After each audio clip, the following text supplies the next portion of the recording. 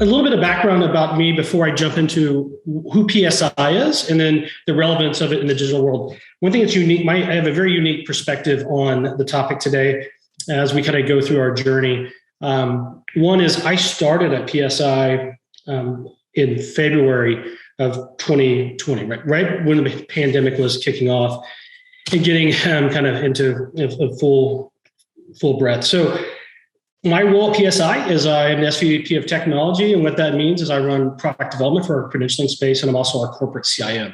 So I'm going to talk a little bit today about the perspective of a CIO and what we had to do to mobilize our workforce, as well as what we had to do with our product and some really interesting things we did around AI and virtual reality and those things to be able to continue our business through the pandemic. So next slide, please. So what makes up PSI is really two kind of unique divisions of the company. One is the credentialing body. And what that means is we are there and we provide the software as well as the content in some cases from anything from individuals getting their pilot's license to cab drivers to folks who are hairdressers. So we're really there for career readiness. We actually implement the exams, do the scoring, and then we help you with continuing education, and then really those CPE credits and the next round of testing you have to do. And we also have a division that does soft skill management training that helps actually career readiness, recruitment and promotion and pre-employment screening kind of capabilities. So that at a high level, that's what PSI does.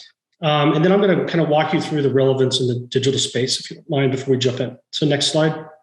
So in 2020, we tested over 4 million individuals, and that's worldwide. Next, please.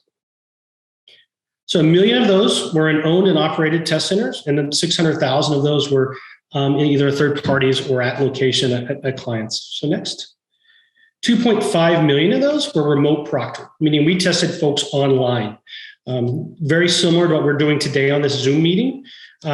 We have a proprietary software that actually watches you take the exam and has technology on the back end to ensure that you're not cheating or as well as keeping the connectivity between you and the proctor. So what's relevant about this slide and why I have this slide?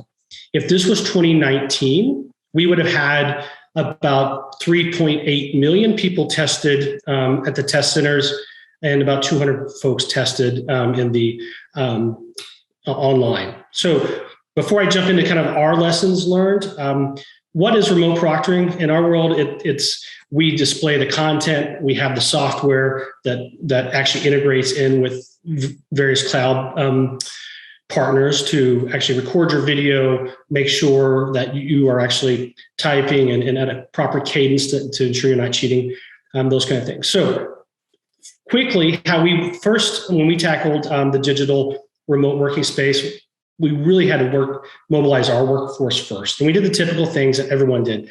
Soft phone rollouts, we called the laptop scramble. We didn't have laptops for everyone, but we had to quickly get those laptops and then really change our security model and how we do patch management, as well as any kind of updates to those machines for proprietary software.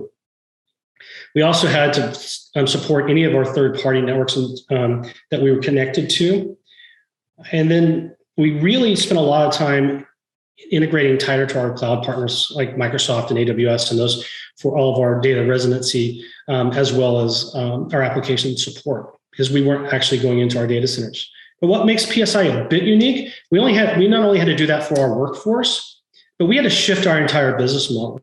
As I said earlier, we did 2.5 million exams remotely. We didn't have a proper remote proctoring software or platform at that point. So we had to turn our business model completely on its head because people could not go to test centers any longer, and people could not go to a school to do their pre-university exam acceptance criteria. We had to do everything online. So this is where I'm going to spend the most amount of my time talking a little bit about technologies that we use to really advance our software platform. So one thing that was touched based on the previous presenter slides was AI. So one of the things that we first launched when we move to the online proctoring model is using device detection, leveraging Microsoft and Amazon and others on things like seeing if I pick up a cell phone inside my exam, because that's an indicator, or if I'm looking down to see if I'm cheating, or all the things in the background that I currently have on my screen today. Those could be things that may not be allowed for an online exam. So we needed software to be able to pick that up and detect that, so that our proctors who are watching, similar to this panel today, watching 5, 6 to 12 folks on the screen, they wouldn't get viewing fatigue. And we could also use the software to have a more secure and compliance solution. We also had to deal a lot with connectivity issues. I'm sure several of you guys have been on Zoom meetings or team meetings or Chime meetings, where you would get the notification that there's poor bandwidth and the video quality wasn't there. Imagine doing that for millions of people and having to do the desktop support for that. We actually, the way our software works is your video streams from your desktop to our remote proctoring centers across the world, and then back to our video recording repositories in Azure and AWS.